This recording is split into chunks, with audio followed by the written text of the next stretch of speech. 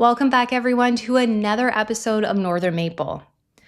We are continuing our coverage on a heated topic. I know, I'm not funny with my terrible puns, but if I can't legally enjoy a walk in the woods, we all have to endure my terrible puns. Deal? Let's continue. Fire bans and travel restrictions are hitting hard, with fines up to $150,000 and even jail time for violation. Not only do we tax fines in Canada, we also imprison hikers longer than repeat violent offenders. I'm going to quickly break down the different bans of the Maritime provinces, why they don't pass the legal smell test known as the Oaks test, and how one Nova Scotian, Jeff Evely, is fighting back. We'll also look at how the government's priorities, like funneling billions of dollars into the CBC, leave our firefighting resources underfunded. And the big question, are these bans a trial run for climate change lockdowns? So stick with me for the next 20 minutes or so as we unpack this. Hit that like button, subscribe, and let's dive in. Let me be very clear about something before we begin. No one is denying the high risk of wildfires in the Maritimes. No one. The reason why people are arguing against the travel ban is because it irrationally infringes on our Charter of Rights and Freedoms. That is the argument.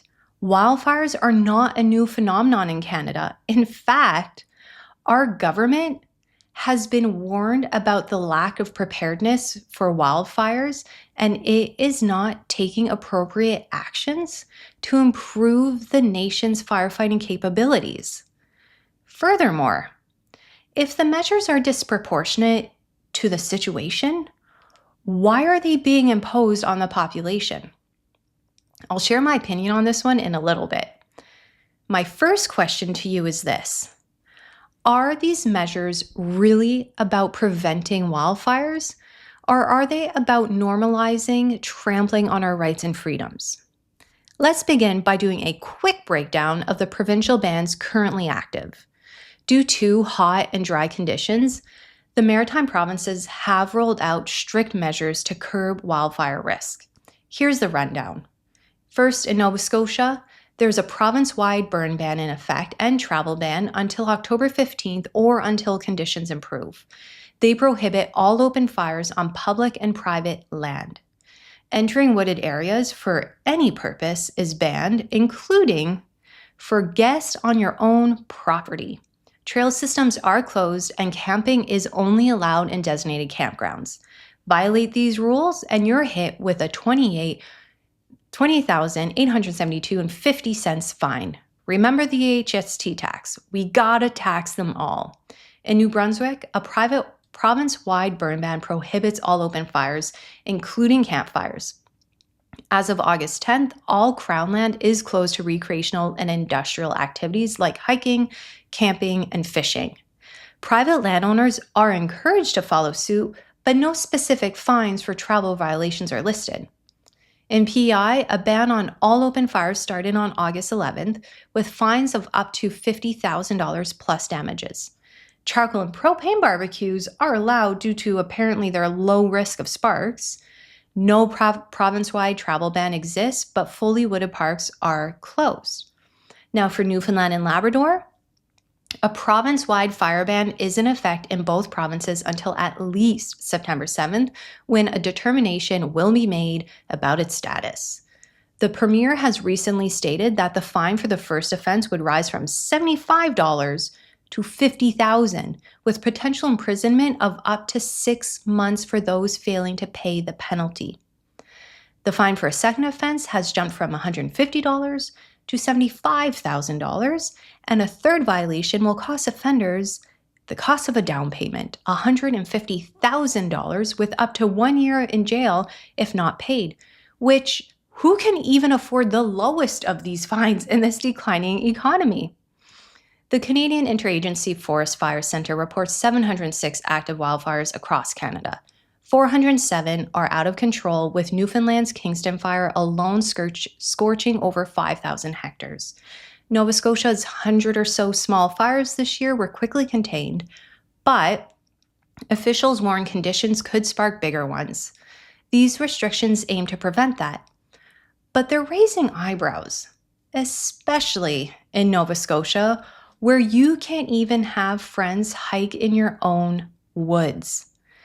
So enter Jeff Evely, a veteran from Cape Breton, Nova Scotia, who's taking a stand.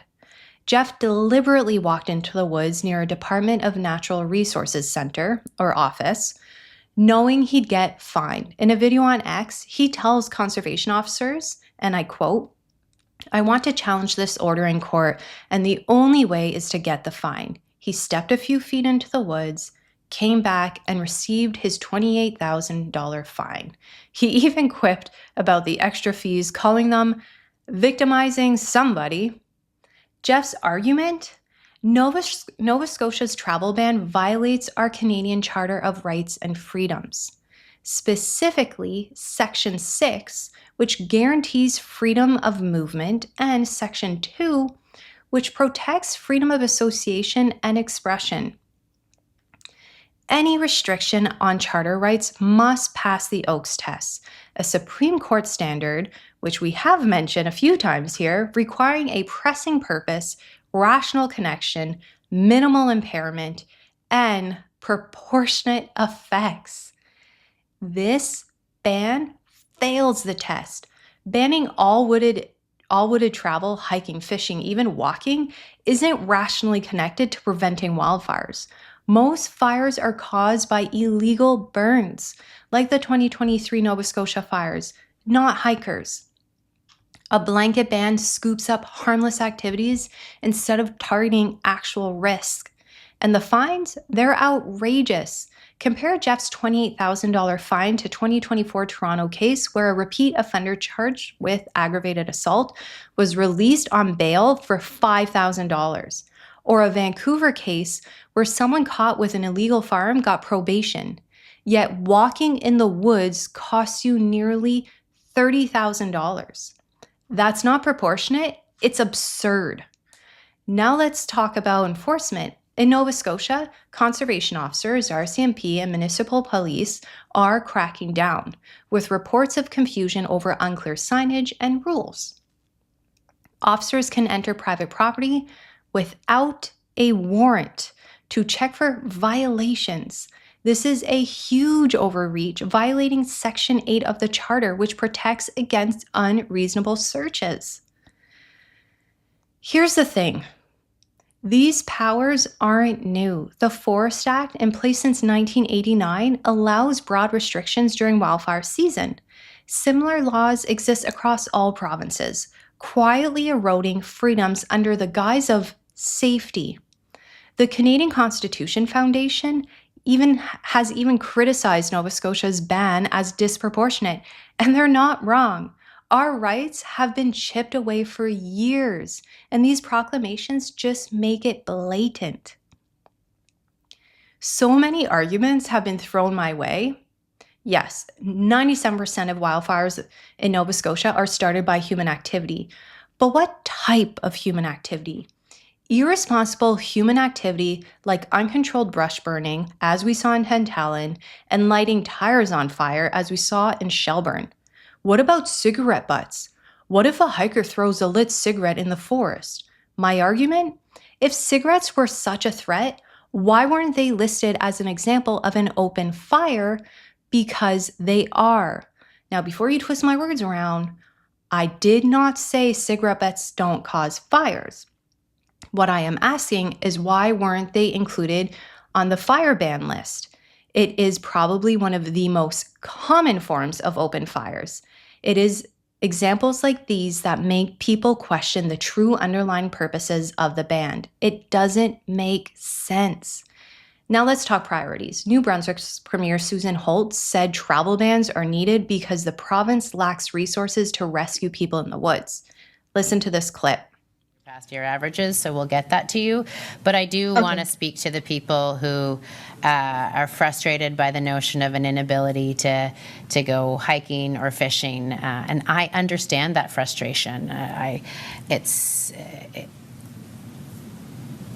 it's something that we all love to do as New Brunswickers, is to get out into the woods and to do that with our family, our friends, our pets, and otherwise. And the notion that me going for a walk in the woods is going to cause a fire, I can understand why people think that that's ridiculous. But the reality is, it's not that you might cause a fire. It's that if you're out there walking in the woods and you break your leg, we're not going to come and get you, because we have emergency responders that are out focused on a fire that is threatening the lives of New Brunswickers. And if you take your boat out fishing in a pond...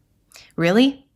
New Brunswick doesn't have the resources to come and save you, therefore you can't go hiking. If you accept this premise, you accept the following. We don't have enough ER healthcare workers right now, so your children can't interact with other kids because of the risk of catching a cold. And we can't provide medical service. We don't have enough ambulances, so you can't drive your car until otherwise advised. Your grandmother is approaching old age, and we don't have enough long-term care facilities, so she needs to be euthanized using the MAID program. This might sound like extreme circumstances, and they are, but the first yes leads to the next one until before you know it, our society is so morally brainwashed that you can no longer tell the difference between freedom and government control. And on the topic of under-resourced, why is the federal government pouring billions into the CBC while our firefighting fleets struggle? In 2023 and 2024, the CBC received a total of $2.6 billion in government funding. Meanwhile, Canada's firefighting fleet is stretched thin. Ontario reports over 100 firefighter vacancies, 13 empty pilot positions, and 33% of water bombers are grounded. What could $2.6 billion buy? Well, I'm glad you asked. A CL-415 water bomber cost about $30 million. That's 88 new bombers, enough to transform our wildfire response, or thousands of firefighter and pilot jobs and advanced equipment like fire monitoring drones. If the CBC is as ethical and important to the nation as the government claims it to be, why is it that after decades of being on air, they still can't fund themselves? Wouldn't their stellar reputation encourage wealthy donors to support them? Why are taxpayer dollars propping it up when only 30% of Canadians view it favorably? If the government cared about wildfire prevention, wouldn't they prioritize preparedness over media subsidies? If someone can make it make sense to me, I will gladly retract my viewpoint on the topic, but you can't, because my viewpoint and my statements are based on logic, not manipulation. So what's the real goal here? Are these bans about wildfires or something bigger? These measures are not logical or rational, which leads me to believe they have a hidden purpose. I personally suspect they are trying to normalize movement control, using climate change as the excuse. COVID lockdowns got the population so used to restricted movement for safety, which the experts like Fauci now say was just a precaution they made up because it sounded good at the time. Now, climate lockdowns, like Nova Scotia's travel ban, use wildfire fears to limit where we go. The pattern's clear. Fear as a control mechanism, painting everyday activities like hiking as dangerous. It is emotional manipulation for population control. Underfunding firefighting isn't an accident, it is a choice.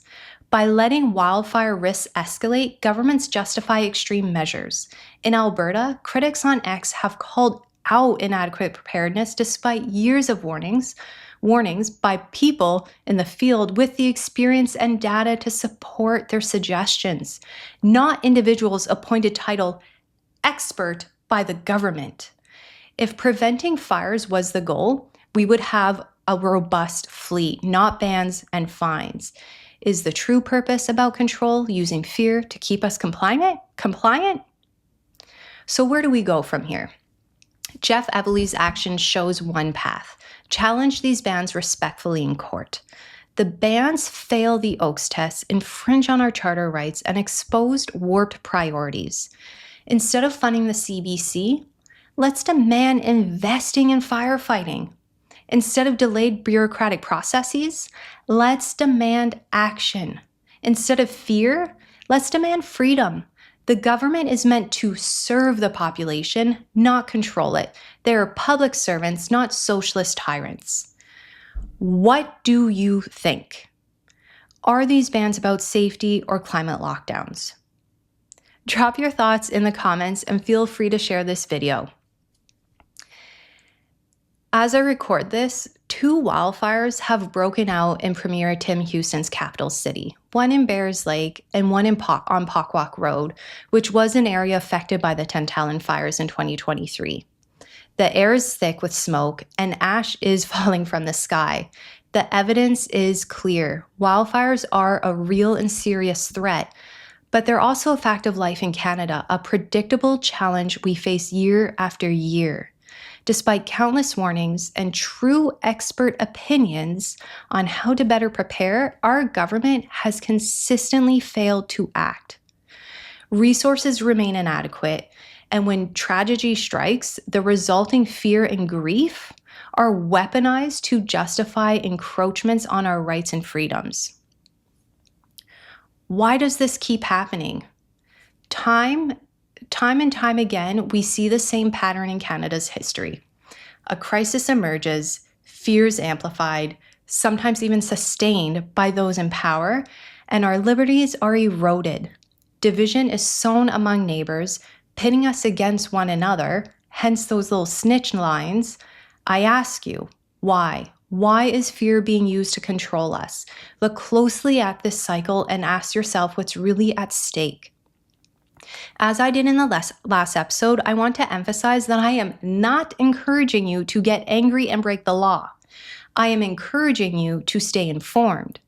Participate in the democratic process by contacting your city councillor, your mayor, your MLA, or whoever, and share your thoughts in a respectful and productive way.